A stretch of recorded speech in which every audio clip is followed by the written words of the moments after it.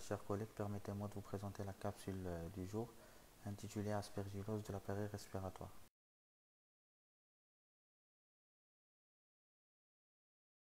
Commençons par une brève introduction. Les aspergillus sont des moisissures saprophytes et ubiquitaires. Ça représente la première cause d'infection fongique pulmonaire qui touche essentiellement les hôtes immunodéprimés ou porteurs de pathologies pulmonaires sous-jacentes. Chez les sujets immunocompétents, ils sont éliminés grâce à la clairance mucociliaire et au système immunitaire inné. Voici un cas radioclinique vu au service. C'est un patient sexe masculin, 42 ans, tabagique chronique à 20 paquets années, traité pour tuberculose pulmonaire il y a 8 ans, déclaré guéri, connu dyspnéique et bronchoïque chronique. Donc il consulte pour une aggravation de sa dyspnée, devenant au moindre effort avec un syndrome bronchique fait de tout, des expectorations hémoptyliques dans un contexte d'altération d'état général. Devant ce tableau clinique, on a évoqué en premier un carcinome bronchogénique, une récidive de la tuberculose pulmonaire, une greffe aspergillaire sur une caverne tuberculeuse séquelaire et une dilatation des bronches. Donc une radiothorax et une TDM thoracique ont été faites. Voici sa radiothoracique de face qui objective une opacité de la moitié supérieure de l'émission pulmonaire droit, hétérogène avec une attraction de la trachée et des éléments du médiastin. On note également une hyperclarté des deux champs pulmonaires.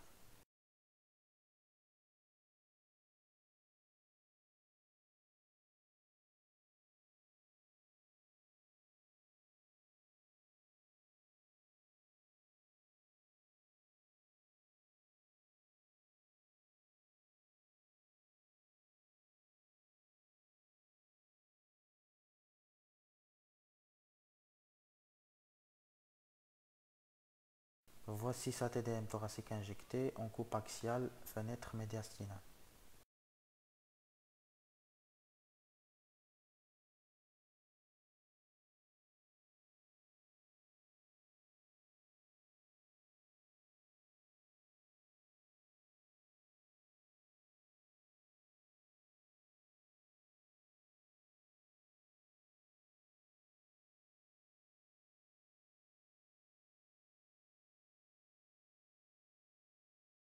Coupe axiale, fenêtre parenchymateuse.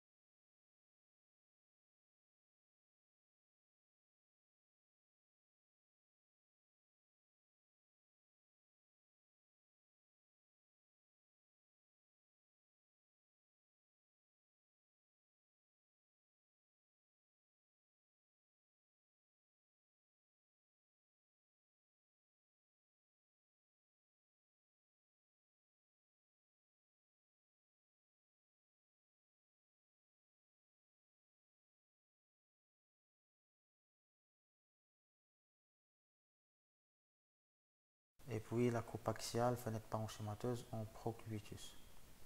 En synthèse, le scanner objectif de multiples foyers de dilatation de branches, rétractile, intéressant le poumon droit prédominant au niveau du lobe moyen, avec un syndrome cavitaire droit, intéressant le segment postérieur, dont une est siège d'un matériel dense intracavitaire, réalisant un aspect d'image en gros lot, avec un matériel qui déclive lors du procubitus.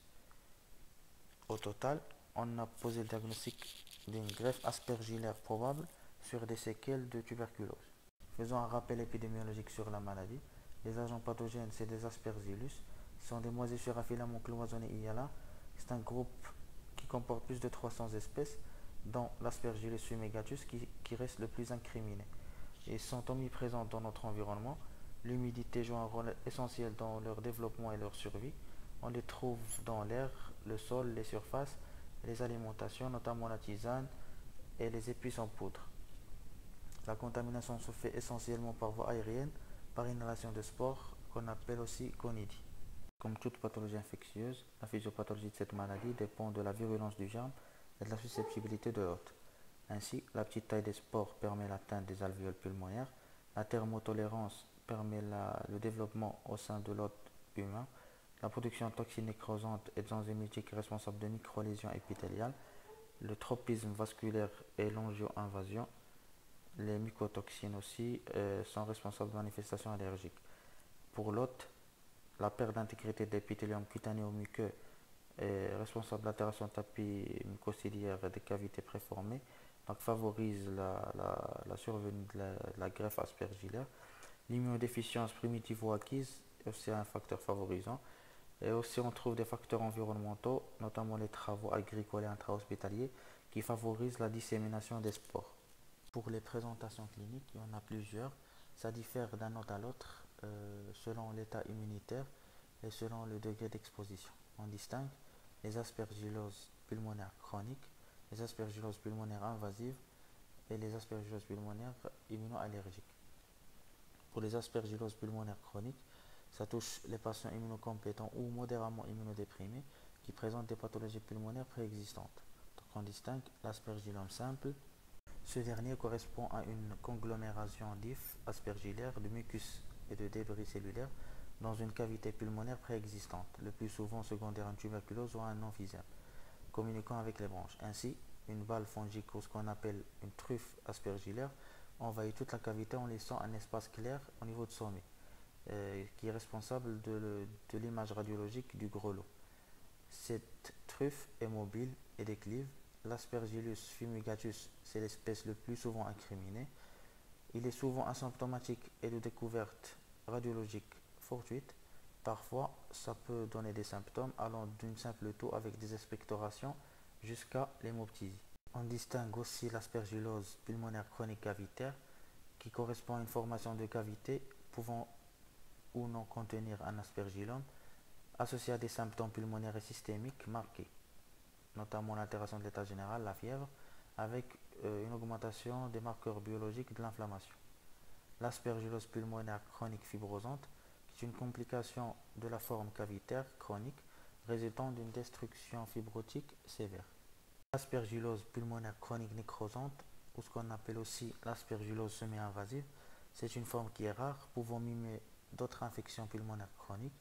C'est une forme localement invasive qui touche les patients avec une pathologie respiratoire sous-jacente ou modérément immunodéprimés, notamment les patients diabétiques, les patients sous corticothérapie au long cours. C'est une forme intermédiaire entre la forme chronique cavitaire et la forme invasive. Radiologiquement, ça donne des foyers de condensation prédominants au niveau des lobes supérieurs, des bronchectasies puis des cavitations après des semaines et des mois d'évolution. Le diagnostic peut être aidé par des critères de Deding. Deuxièmement, les aspergilloses immunallergiques. Ici, l'aspergillus joue un rôle d'allergène responsable de plusieurs formes cliniques de gravité différentes. On distingue l'asthme aspergillaire, la rhinosinusites fongique allergique, l'alvéolite allergique extrinsèque qui est une alvéolite lymphocytaire due à une inhalation massive et répétée de spores fongiques chez des sujets non atopiques. C'est une maladie professionnelle qui donne des épisodes de toux, de fièvre et de dyspnée avec à l'auscultation des râles crépitants à chaque exposition, pouvant aller jusqu'à un tableau d'insuffisance respiratoire chronique par fibrose interstitielle. Le diagnostic repose sur une détection de précipitine, des anticorps anti-aspergillaires précipitants au niveau de sérum ou bien du lavage broncho-alvéolaire. L'aspergillose bronchopulmonaire allergique, qui est une maladie de diagnostic difficile qui survient sur un terrain propice, asthme ou mucoviscidose. Le diagnostic est plus aisé en phase d'exacerbation, donnant un tableau de dyspnée fébrile avec un filtrat pulmonaire et des signes biologiques d'hypersensibilité avec une sérologie positive à l'aspergillose. Pour l'aspergillose pulmonaire invasive, c'est la forme la plus redoutable qui survient chez des patients sévèrement immunodéprimés. Elle est de très mauvais pronostic avec une mortalité qui dépasse 50% malgré un traitement.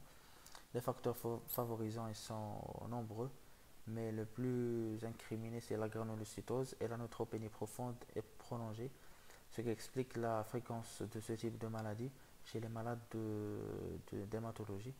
Le diagnostic doit être évoqué chez tout patient immunodéprimé devant une fièvre persistante depuis plus de 48 heures malgré une antibiothérapie à large spectre.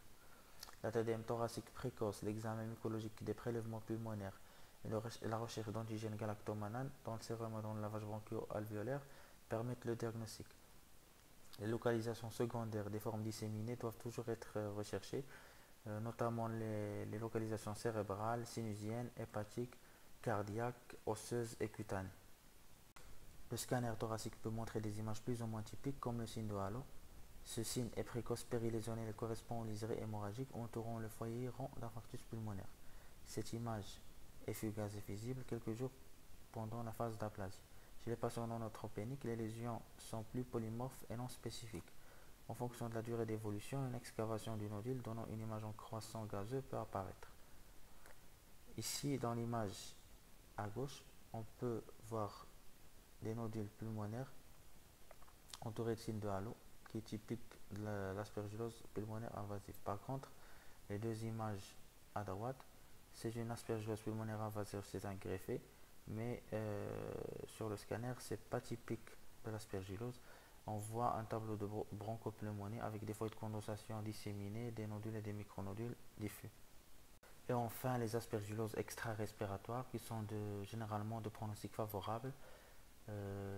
On distingue les automycoses, les kératites ou choriorétinites post-traumatiques, les infections cutanées à aspergillose chez les grands brûlés et les onychomycoses aspergillaires. La confirmation diagnostique se fait par diagnostic biologique. Le prélèvement doit respecter les conditions d'asepsie et d'acheminement rapide. L'isolement à partir de sites stériles affirme le diagnostic.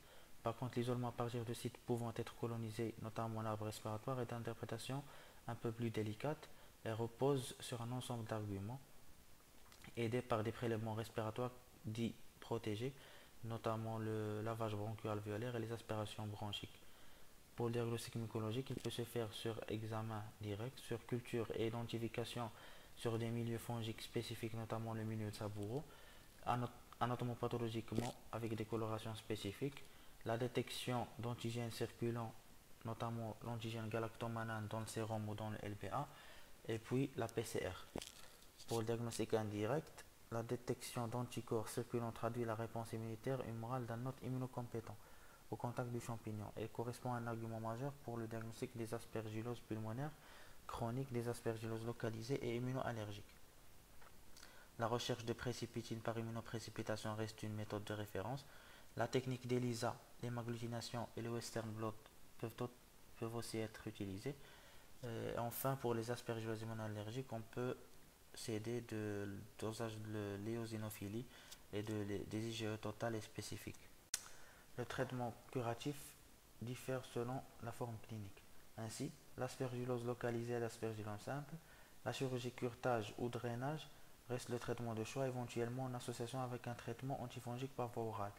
Pour les aspergilloses invasives, c'est une urgence thérapeutique intraveineuse, repose sur des antifongiques dites de première ligne et d'autres de deuxième ligne.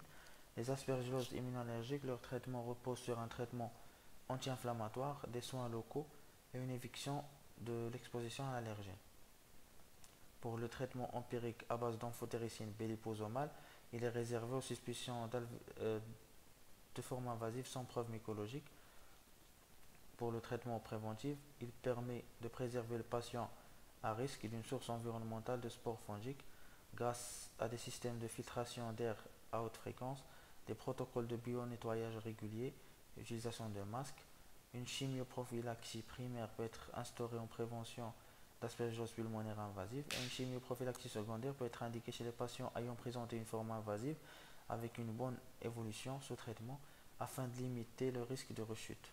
En conclusion, c'est des moisissures cosmopolites et ubiquitaires de l'environnement. Ça peut donner des formes simples ou graves. Elle est de très mauvais pronostic, surtout chez des patients neutropéniques. Le diagnostic repose sur un faisceau d'arguments, notamment les facteurs de risque, la forme clinique, les examens biologiques et radiologiques. Voici la bibliographie qui m'a permis de faire ce travail et merci pour votre attention.